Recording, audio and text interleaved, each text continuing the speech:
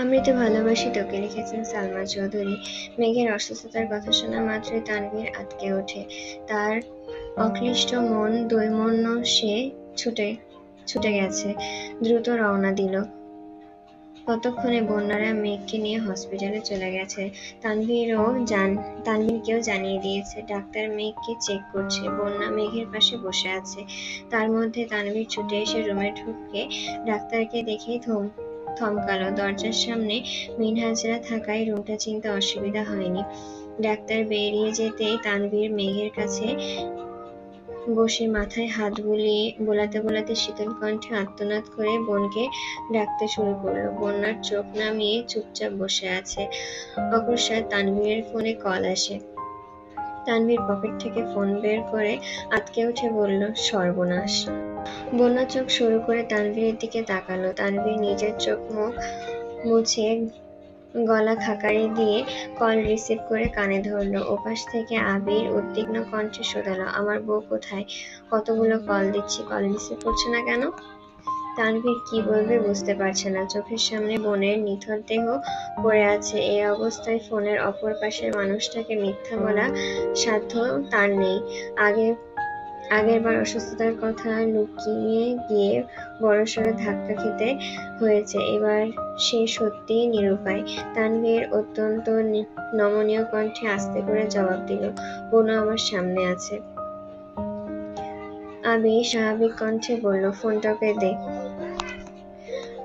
পরপর ঢোক গিলে তানভীর শীতল কণ্ঠে বলল, বোন কথা বলার অবস্থায় নেই। আবির আর্তনাদ করে উঠল, কেন, কি হয়েছে ওর? সেন্স হারিয়ে ফেলেছে। এখনো এতটুকু বলার আগেই আবিরের হুঙ্কার শুরু হলো।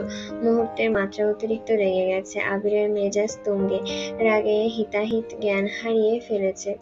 তানভীর কপালের কয়েক স্তর ভাঁজ ফেলে শক্ত করে চোখ বন্ধ করে নাক মুখে হাত চেপে আবিরের ঝাড়ি খাচ্ছে। বন্যা নির্বিকার চোখে তানভীরের অভিমুখে তাকিয়ে আছে। ফোনের অপর পাশের মানুষটা আবির ভাইয়া। এটা বুঝতে বন্যার খুব বেশি সময় লাগলো না। মেঘের অসুস্থতার কথা শুনে টানা 17 দিন মেঘের সাথে কোনো কথা বলেনি। অনেক চেষ্টার পর সম্পর্ক কিছুটা স্বাভাবিক হয়েছে। এখন আবারও অসুস্থতার কথা শুনলে আবির ঠিক কি করবে এটা ভেবেই বন্যা ভয় পাচ্ছে। আবির যদি আবারও কথা বন্ধ করে দেয় তখন মেঘেরই বা কি হবে? তানভীর আর একটাও শব্দ বলেনি। আবির নিজের মতন বেশ কিছুক্ষণ চেঁচিয়ে কল কেটে দিয়েছে। এই অবস্থায় আবিরের করণীয় কিছুই নেই। তানভীর চোখ মুখ মুছে স্বাভাবিক কণ্ঠে শোধালো, বোনের কি হয়েছিল? বন্যা শান্ত স্বরে সব বলল। কিছুক্ষণ পর মেঘের জ্ঞান ফিরেছে। চোখ ঘুরিয়ে আশেপাশে দেখে নিল। তবে তানভীরকে দেখে আতঙ্কিত হলো। তানভীর আবিরকে বললে আবির আর কথা বলবে না, এই ভয়ে মেঘও সিটিয়ে গেছে। তানভীর কণ্ঠ খাদে নামিয়ে শোধালো, এখন শরীর কেমন, ঠিক আছিস? বন্যা আস্তে করে বলল, হ্যাঁ। কিছুক্ষণের মধ্যে মিনহাজ রিপোর্ট নিয়ে এসেছে। তানভীর রিপোর্টটা হাতে নিয়ে ভালোভাবে পড়তে লাগলো। প্রেশার স্বাভাবিকের তুলনায় অনেক কমে গেছে। সিস্টোলিক রক্তচাপ 120 মিলিমিটার, মার্কটি থাকার জায়গায় 100-তে নেমে গেছে। অন্যদিকে ডায়ালজিক রক্তচাপ 80 মিলিমিটার, মার্কটির পরিবর্তে 60-এ চলে এসেছে। শরীরের হিমোগ্লোবিনও স্বাভাবিকের তুলনায় কিছুটা কমে গেছে। খাওয়া দাওয়া অনিয়ম, শরীরের প্রতি অযত্ন, তার সাথে অতিরিক্ত মানসিক চাপ তো লেগেই আছে। সবকিছু চাপে সেন্স হারিয়ে ফেলেছিল। তানভীর মেঘকে এক পলক দেখে গম্ভীর কণ্ঠে বলল, তোকে আমার আর কিছুই বলার নেই। মেঘ ঠোঁট উল্টে কাঁদো কাঁদো মুখ করে তাকিয়ে আছে। মেঘ শান্ত কণ্ঠে বলল, বাসার কাউকে কিছু বলো না প্লিজ। তানভীর রাগী স্বরে বলল, আমার তো ইচ্ছে করছে। এতটুকু বলেই থেমে গেল। সামান্য কথাতেই মেঘের দু চোখ বেয়ে অশ্রু গড়িয়ে পড়েছে। তানভীর মেঘের চোখে মুখে তপ্ত স্বরে বলল, ঠিক আছে, বাসায় বলবো না, কিন্তু তোকে ঠিকমতো খাওয়া দাওয়া করতে হবে, করবি তো? করব। মেঘের শরীর কিছুটা স্বাভাবিক হওয়ার পর মেঘকে নিয়ে হাসপাতাল থেকে বেরিয়ে গেছে। তানভীর আর বন্যা দুইজন মেঘের দুপাশে হাঁটছে। মিনহাজ, তামিম আর সাদিয়ার তাদের পাশে। ক্লিনিকের সামনে এসে তানভীর মিনহাজ আর তামিমকে উদ্দেশ্য করে স্বাভাবিক কণ্ঠে বলল, বাইকটা বাসায় দিয়ে আসতে পারবে? জি ভাইয়া। তানভীর পকেট থেকে চাবি বের করে মিনহাজকে দিয়ে দিল। বন্যা উদ্বিগ্ন কণ্ঠে শোধালো, আপনারা কিভাবে যাবেন? আমরা রিকশায় চলে যাব, সমস্যা নেই। আচমকা আয়েশার সঙ্গে দেখা। আয়েশা এদিকেই যাচ্ছিল। তানভীরের কণ্ঠ শুনে এগিয়ে এসে জিজ্ঞাসা করলো, কি হয়েছে তানভীর? মিনহাজরা বাইকের কাছে যেতে গিয়েও থমকালো। মেঘ কপাল গুটিয়ে মেয়েটাকে দেখছে। প্রথম দিন কেবল চোখ আর হাতটা দেখা গেল, আজ তার পুরো মুখ খোলা। অনেক বছর পর দেখায় আয়েশাকে চিনতে মেঘের বেশ কিছুটা সময় লাগলো। বন্যা নিষ্পলক চোখে তাকিয়ে আছে। মুখের গাম্ভীর্যের ভাব। আয়েশা নিজের মতন কত কি বলছে, মেঘের খোঁজ নিচ্ছে। এদিকে মেঘ তেলে বেগুনে জ্বলছে, গায়ে জোরের অভাবে কিছু করতে পারছে না। আয়েশা ধীর কণ্ঠে বলল, কার কি হয়েছে? তানভীর গম্ভীর কণ্ঠে বলল, বনু অসুস্থ। এই কথা শুনে মেয়েটা একদম উতলা হয়ে গেছে। মেঘের কাছে এগিয়ে আসতে আসতে বলল, হাই হাই, আমার ননদের আবার কি হয়েছে? মেঘ রাগে ফোঁস করে উঠল, আমাকে একদম ননদ বলবে না, এই পরিণাম ভালো হবে না বলে দিলাম। মেয়েটার একটু এগোতে তানভীর হুঙ্কার দিল, আমার বোনকে ছোঁয়ার চেষ্টা করবে না। বন্যা মুখ গোমড়া করে নীরের দৃষ্টিতে দুই ভাই বোনের কর্মকাণ্ড দেখছে। আয়েশা এবার মলিন কণ্ঠে বলে উঠল, আমি মেঘকে ধরলে কি হবে জান? শব্দটা বলতে দেরি হয়েছে। আয়েশার গালে তানভীরের শক্তপোক্ত হাতে থাপ্পড় করতে দেরি হয়নি। থাপ্পড়ের শব্দে উপস্থিত সবাই খানিকটা কেঁপে উঠল। তানভীরের রাগান্বিত কণ্ঠে চিৎকার করল, আজকের পর আর কোনোদিন আমার সামনে নাটক করতে আসবা না। শুধুমাত্র মেয়ে বলে আর আমি মেয়েদের সম্মান করি বলে আজ পর্যন্ত তোমার কোনো ক্ষতি করিনি, নয়তো বহু আগেই তানভীরের ভয়ঙ্কর রূপ দেখিয়ে দিতাম। আমাকে খারাপ হতে বাধ্য করো না। আয়েশার গালে রক্তের ছোপ ছোপ দাগ হয়ে গেছে। গালের হাত ঘষতে ঘষতে মাথা নিচু করে চলে যাচ্ছে। তামিম মিনহাজের দিকে তাকিয়ে বিড়বিড় করলো, মেয়েটার আজ খবর আছে। তানভীর ভাইয়ের হাতে থাপ্পড় যে একবার খেয়েছে একমাত্র সেই বোঝে। তুই কি বলিস? মিনহাজ কপালে কয়েক স্তর ভাঁজ ফেলে তপ্তস্বরে বলল, অতীত খুব ভয়ঙ্কর জিনিস, মনে করাতে যাস না, তার থেকে বরং চল। তানভীর রিকশার জন্য কিছুটা সামনে চলে গেছে। মেঘ ঠান্ডা কণ্ঠে বলল, খুব তো গাল ফুলায় রাখছিলি, এখন দেখছিস আমার ভাইকে? ভাইয়া জীবনে জলজন্ত একটা ডানাকাটা পরি থাকতে ভাইয়া ডানাকাটা পেতনির প্রেমে পড়বে? জীবনেও না। বন্যা মুচকি হেসে বলে, এখন এত কথা না বলে নিজের যত্ন নেন। আবির ভাইয়া কিন্তু ওনাকে খুব ছেড়েছে। মেঘ আতঙ্কিত কণ্ঠে শোধল, আমার অসুস্থতার কথা আবির ভাই শুনে ফেলেছে? আমি আরো না করছি যেন বাসায় কেউ না বলে। আবির ভাই যখন কল দিয়েছে তখন তোর সেন্স ছিল না, আমি শেষ। আর এক সপ্তাহ পরেই সেন্স হারালে কি এমন ক্ষতি হতো, উফ ভাল লাগে না। এর মধ্যে তানভীর রিকশা নিয়ে হাজির। বন্যা থেকে বিদায় নিয়ে তানভীরের সাথে বাসায় দিকে চলে গেল। মালিহা খান তখনও ড্রয়িং রুমে বসে পিঠা বানানোতে ব্যস্ত। মেঘকে দেখে হাসি মুখে বলল, মেঘ ফ্রেশ হয়ে তাড়াতাড়ি নিচে আয়, পিঠা বানাতে হবে। মেঘ কিছু বলার আগেই তানভীর পেছন থেকে বলল, বনুকে পিঠা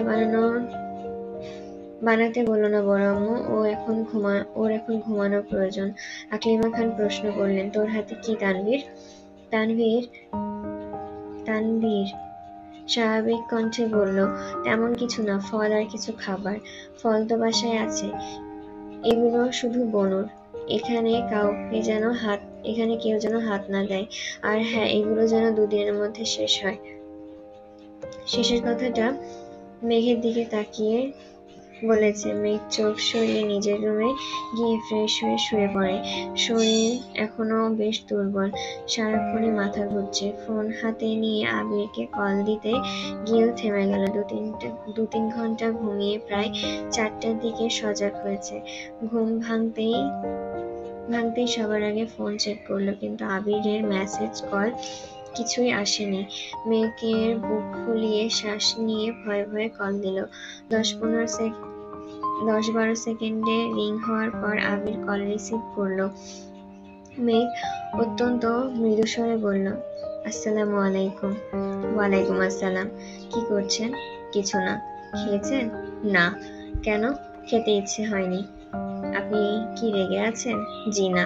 বিশ্বাস করুন, আমি ইচ্ছে করে সেন্স হারাইনি। জানি। তাহলে এমন করছেন কেন? এমনি। মেঘ এবার শীতল কণ্ঠে শুধালো, আবির ভাই আপনি কবে আসবেন? জানি না। মেঘ ঠান্ডা কণ্ঠে বলল, ঠিক আছে রাখি। আবির নিরুদ্বেগ জবাব, আচ্ছা। ইচ্ছে। বন্যা বিকেলে টিউশনি শেষ করে তানভীরকে কল দিল। অনেকদিন যাবৎ তানভীরের সাথে ঠিকমতো কথা হয় না বন্যার। দেখা হলেও রেগে থাকে সবসময়। আজ আয়েশার প্রতি তানভীরের এমন আচরণ দেখে বন্যার মনে কিছুটা আশার আলো ফুটেছে। বন্যা এতদিন পর নিজে থেকে কল দিয়েছে। এই খুশিতে তানভীর শোয়া থেকে লাফিয়ে উঠেছে।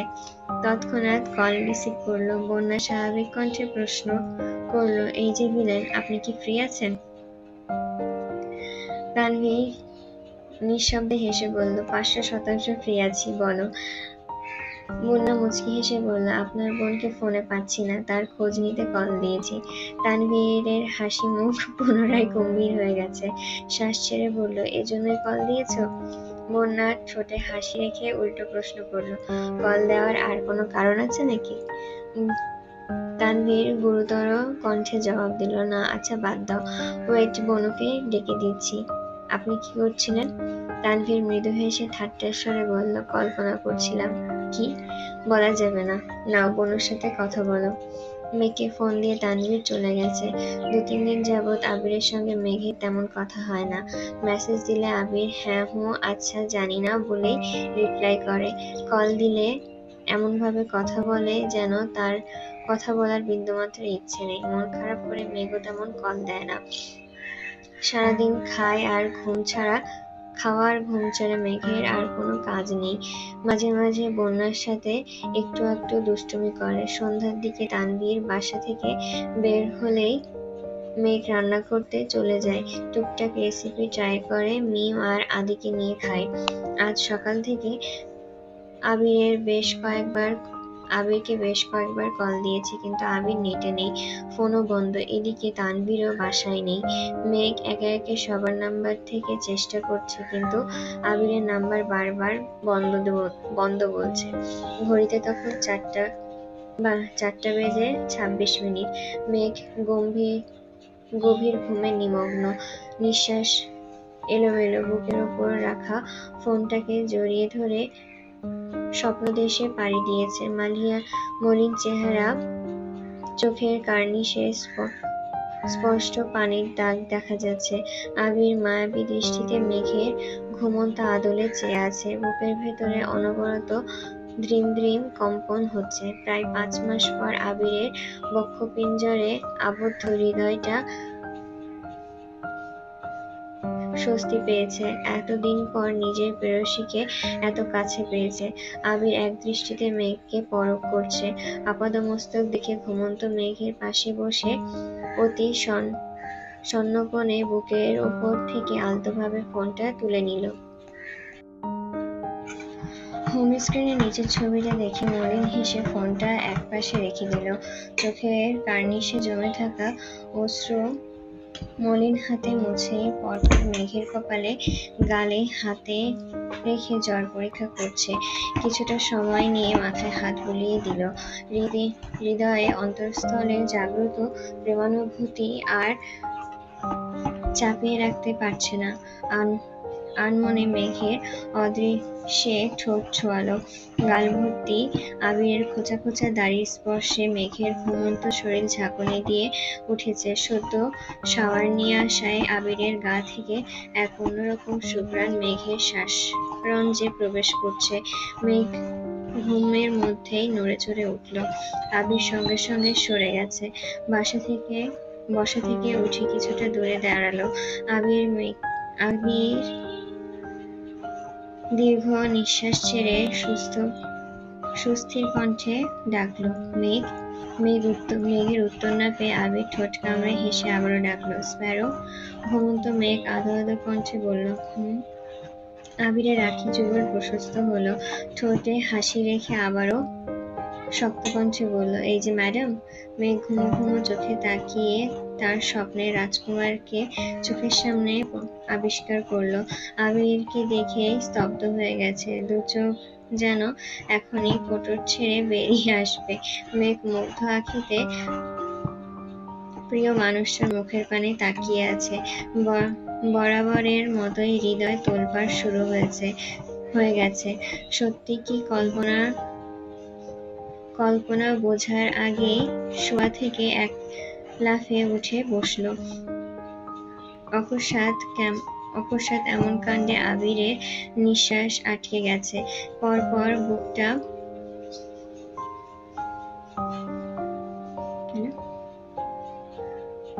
বুক টান করে সোজা হয়ে দাঁড়ালো। ঘুমের ঘোরে মেঘ অবাক চোখে আবিরকে দেখছে। আচমকা বসা থেকে এক লাফে আবিরকে জড়িয়ে ধরল। ঠিক জড়িয়ে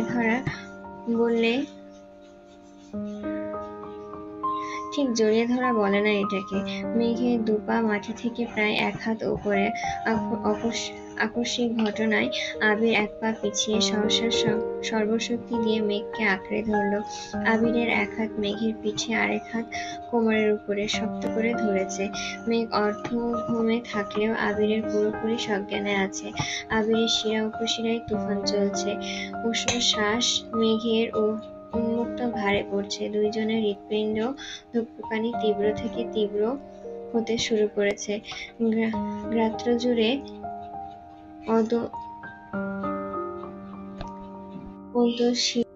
অন্তঃশিহরণ জেগেছে। মেঘের দু চোখ ছলছল করছে। ঘন ঘন শ্বাস ছেড়ে অকস্মাৎ কাঁদতে শুরু করলো। আবির তখনও শক্ত হস্তে মেঘকে জড়িয়ে ধরে রেখেছে। মেঘ কোন ঘোরে আটকে আছে সে নিজেও বুঝতে পারছে না। কাঁদতে কাঁদতে নিজের মণিকোঠায় জমে থাকা অভিমানগুলো ব্যস্ত কণ্ঠে জাহির করছে। মেঘ কাঁদতে কাঁদতে আর্তনাদ করে উঠল, আপনি এত নিষ্ঠুর কেন? মেঘ কি ভেবে হঠাৎ আবিরকে ছেড়ে দিয়েছে। আবিরও আস্তে আস্তে ছাড়লো। মেঘের দুই পা আবিরের বৃহৎ পদযুগলের উপরে পড়ল। আবির মেঘকে জড়িয়ে ধরে রেখেছে। সম্পূর্ণ ঘুরিয়ে মেঘকে দেওয়ালে ঘেঁষে দাঁড় করালো। তাৎক্ষণিক ঘটনায় মেঘের মস্তিষ্ক পর্যন্ত এলোমেলো হয়ে গেছে। আবিরের ডান হাতের বৃদ্ধা আঙ্গুল দিয়ে মেঘের চোখের পানি মুছে কণ্ঠ খাদে নামিয়ে আস্তে করে বলল, সরি, আর কখনোই নিষ্ঠুরের মতন আচরণ করব না। কাঙ্ক্ষিত ব্যক্তির কোমল কণ্ঠের জবাব শুনে মেঘ নিশ্চুপ হয়ে গেছে। মেঘের পা তখন আবিরের পায়ের উপরে। আবির এগুতেই মেঘ পেছানোর চেষ্টা করলো, কিন্তু কয়েক ইঞ্চি গ্যাপ মুহূর্তে ফুরিয়ে গেছে। আবির মাথা নিচু করে মেঘের কানের কাছে মুখ নিয়ে এনে পাতলা অধর নেড়ে বিড়বিড় করে বলল, খুব তো মিসিউ করেছিলেন। তা ঠিক কতটুকু মিস করেছেন দেখি? মেঘের ঠোঁট কাঁপছে ফিনফিন করে। মুখ দিয়ে কোনো কথা বের হচ্ছে না। ক্ষণিকের জন্য ভেতরটা অনুভূতি শূন্য হয়ে গেছে। আবিরের উষ্ণ শ্বাস প্রশ্বাস মেঘের ঘাড়ে পড়ছে। আবির মুখ তুলে মেঘের নিরুদ্বেগ চেহারার পানে তাকালো। আবিরের এক হাত তখনও মেঘের পিঠ আঁকড়ে ধরে আছে। অন্য হাতে দিয়ে মেঘের এলোমেলো চুলগুলো ঠিক করে মেঘের ডান হাতটা আবিরের বুকের বাঁ পাশে শক্ত করে চেপে ধরে বলল, তোর শূন্যতায় আমার অনুভূতি দেওয়াল ভেঙে চুরে তছনছ হয়ে গেছে। আমার ভগ্ন হৃদয়ের কম্পন কি তুই টের পাচ্ছিস? বুঝতে পারছিস কতটা মিস করেছি তোকে? আবিরের হৃস্পন্দন অস্বাভাবিক তীব্র। আবিরের বক্ষস্থলে হাত রাখায় মেঘের সর্বাঙ্গে কম্পন শুরু হয়ে গেছে। চিরচেনা মানুষটার গায়ের ঘ্রাণ, স্পর্শ, মায়াবী কণ্ঠ, নেশাক্ত দৃষ্টি সবেতেই মেঘ মাতাল প্রায়। কয়েক মুহূর্তের মধ্যেই ক্ষতবিক্ষত হৃদয়ে হাহাকার অশ্রুরূপে গড়িয়ে পড়ল। মেঘের হাত আর পিঠ ছেড়ে আবির এবার শান্ত হস্তে মেঘের দুচোখ মুছে কণ্ঠ দ্বিগুণ ভারী করে বলল, আজকের পর আমার কারণে তোর চোখ থেকে এক ফোঁটা পানিও পড়তে দেব না আমি, প্রমিস। কথাটা বলতে বলতে মেঘের কপালে দীর্ঘ এক চুমু দিল। এমনি মেঘ পাথর বনে গেছে।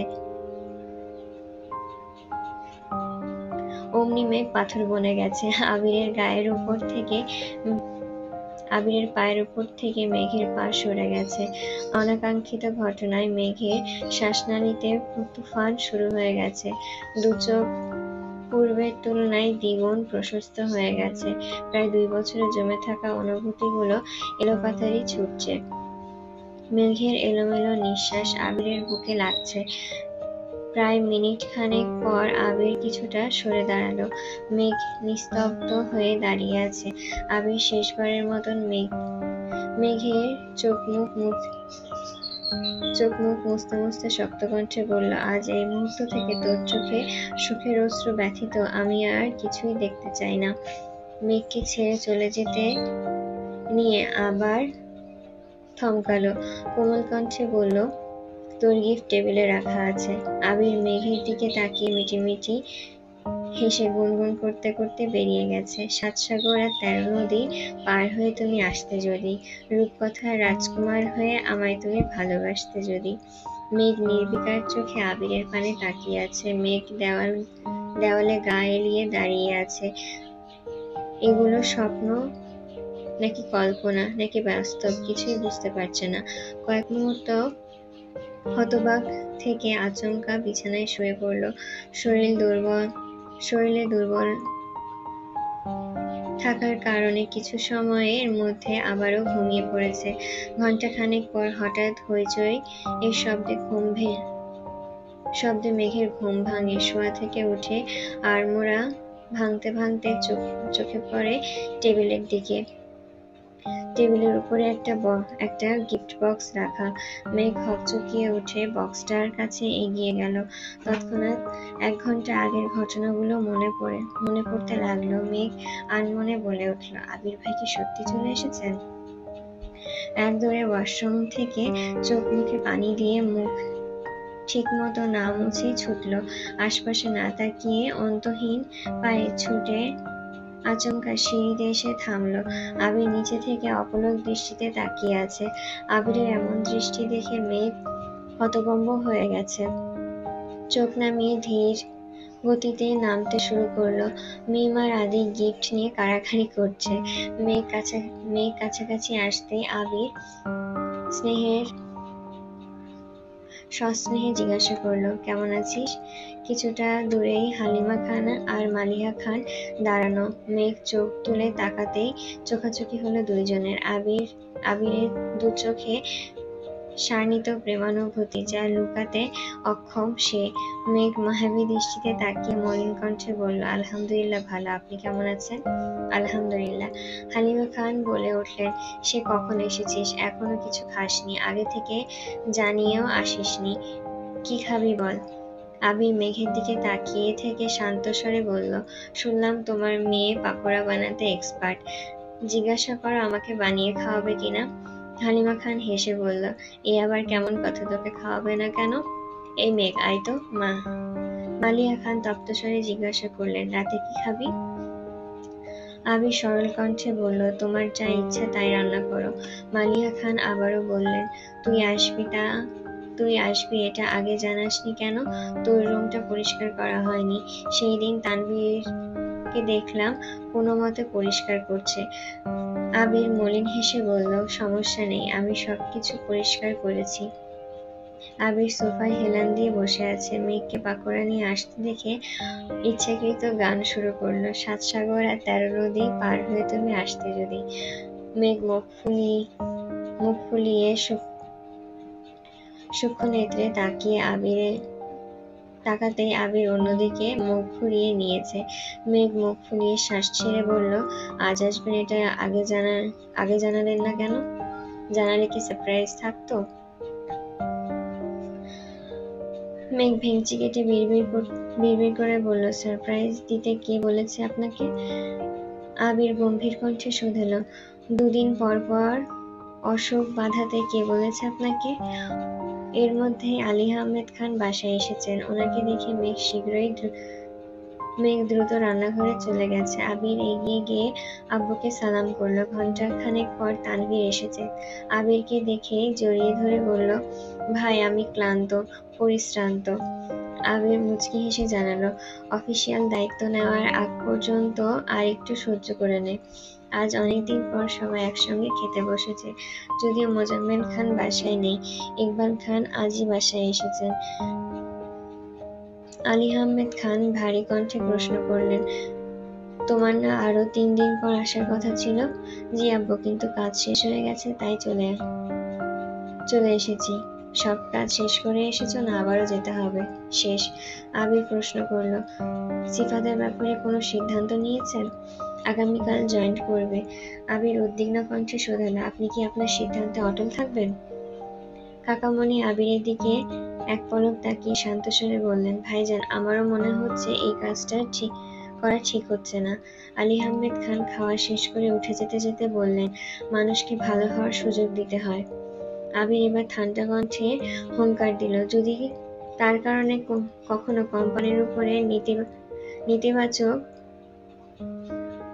নেতিবাচক প্রভাব পড়ে তখন কেউ আমায় বাধা দিতে আসবেন না।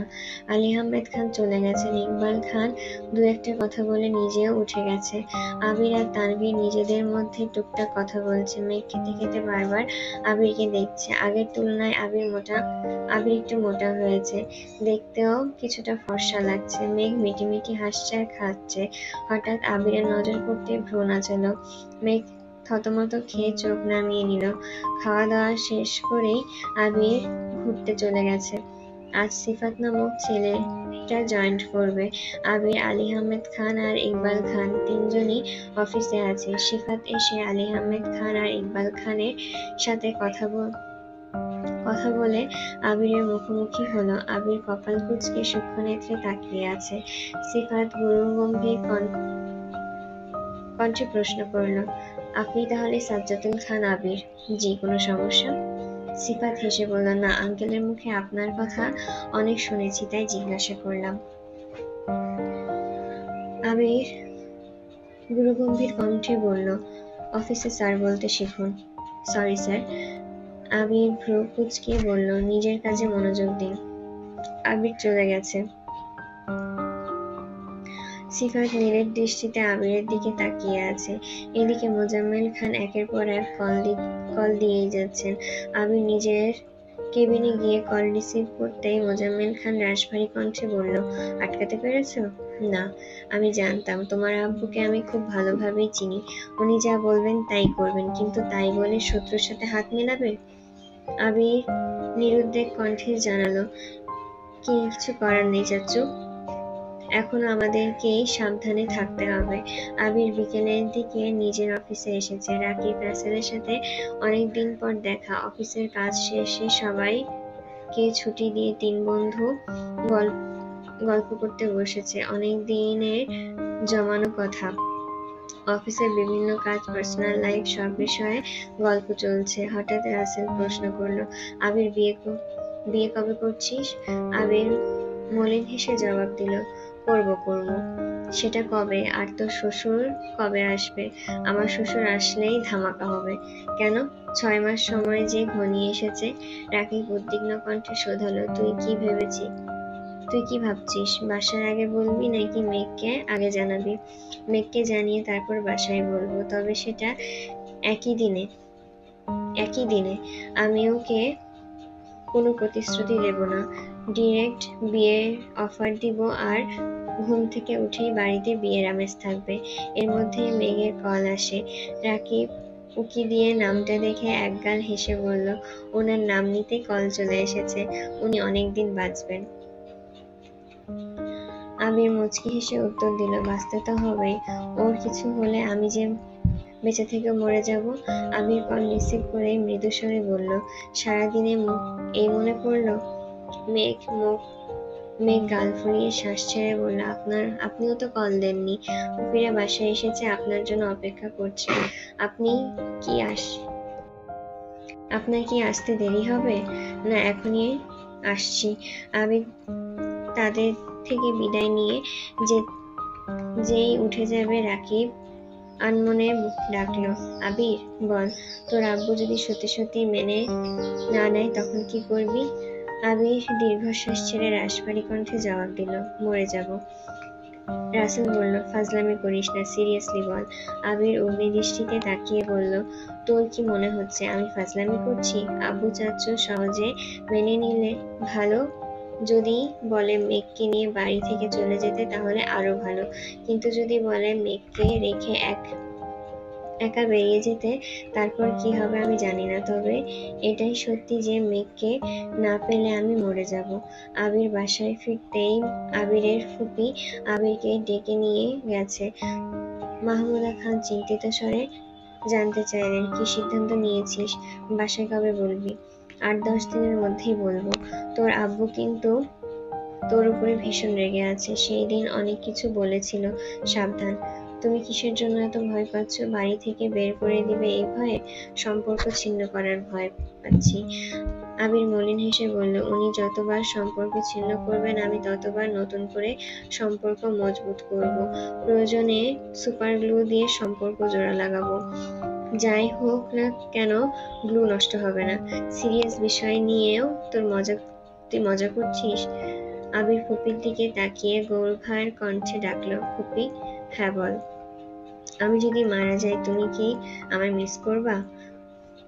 মাহমুদা খান আবিরের কান চেপে ধরে রাগান্বিত কণ্ঠে বললেন, তোর সাহস কতটুকু হয়েছে যে তুই আমার সামনে দাঁড়িয়ে মরার কথা বলছিস? আবির আর্তনাদ করে উঠল, সরি ফুপু, সরি, আর বলবো না। আবির বাসায় ফিরেছে 3 দিন হলো। মোজাম্মেল খান এখনো বাসায় ফেরেননি। আজ শুক্রবার হওয়ায় তানভীর আবির দুইজনেই বাসায়। গত 5 মাস মেঘের সাথে কথা বলতে বলতে বৃহস্পতিবারের রাত জাগার অভ্যাসটা একদম কেটে গেছে। আবির সকালে নাস্তা করে সেই যে রুমে গেছে, আর বের হওয়ার নাম নেই। বাড়িতে আসার পর থেকে মেঘের সাথে কথাও কমে এসেছে। চোখের ইশারায় টুকটাক দুষ্টামি করলেও মুখে কিছু প্রকাশ করে না। 11টার দিকে মেঘ আবিরের রুমের সামনে এসেছে। আবির দু চোখ বন্ধ করে চুপচাপ শুয়ে আছে। মেঘ পা টিপে টিপে রুমে ঢুকে আবিরের বিছানার পাশে দাঁড়িয়ে অপলক দৃষ্টিতে আবিরকে দেখছে। অকস্মাৎ আবির বলে উঠল, একটা অবোধ বালকের দিকে কুনজর দিতে আপনার লজ্জা লাগছে না? মেঘ ভেজে ঘেটে জবাব দিল, কে অবোধ? আপনি? তা না তো কে? কেন এসেছেন? মেঘ ঠান্ডা কণ্ঠে বলল, আসার পর থেকেই দেখছি যতক্ষণ বাসায় থাকেন ততক্ষণ আপনি রুম থেকে বেরই হন না, কারোর সাথে কথা পর্যন্ত বলেন না। কি হয়েছে আপনার? আবির শোয়া থেকে উঠে বসে মুচকি হেসে বলল, ভাবছি ঘরে বসে থেকে কয়েকদিনে আপনার মতন একটু সুন্দর হয়ে যাব। মেঘ সশব্দে হেসে বলল, পারবেন না। কেন? এমনি। আবির বসা থেকে উঠে রুম থেকে বের হতে হতে বলল, ওয়েট, আজ রূপচর্চা করে হলেও সুন্দর হয়ে ছাড়বো। মেঘ হাসতে হাসতে বলল, আপনাকে সুন্দর হতে হবে না, আপনি এমনিতেই সুন্দর আছেন। আবির ঠোঁট চেপে হেসে বেরিয়ে গেছে। তানভীরের রুম থেকে তানভীরকে টেনে নিয়ে গেছে। ফ্রিজ থেকে 2টা শসা বের করে ঠান্ডা শসা কেটে চোখে দিয়ে বসেছে, সাথে একটা ন্যাচারাল প্যাক বানিয়েও মুখে লাগিয়েছে। সামনের প্লেটে আবির আবারও কিছু শসা কেটে রেখেছে। তানভীর চোখে শসা রাখতে হাত বাড়িয়ে একটা একটা করে সব শসা খেয়ে ফেলেছে। ওদের কাণ্ড দেখে মেঘ আর মিম হাসতে হাসতে ক্লান্ত হয়ে যাচ্ছে। ভিডিও করে বন্যাকে পাঠিয়েছে। এর মধ্যে আদি এসেছে। ওদের চোখ মুখ দেখে আদি উত্তেজিত কণ্ঠে বলল, ভাইয়া তোমরা কি দিয়েছ? আমিও দেব। মেঘ শান্ত কণ্ঠে বলল, আয় আমি তোকে দিয়ে দিচ্ছি। আবির উদাসীন কণ্ঠে বলল, আজ আমার যত্ন নেওয়ার কেউ নেই বলে। মেঘ ঠান্ডা কণ্ঠে বলল, আপনারা চাইলে আমি আপনাদের ফেসিয়াল করে দিতে পারি।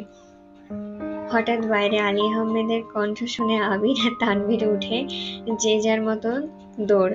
যেতে যেতে তানভীর বলল, থাক বাবা, আরেক দিন, আজকের মতো পালাই।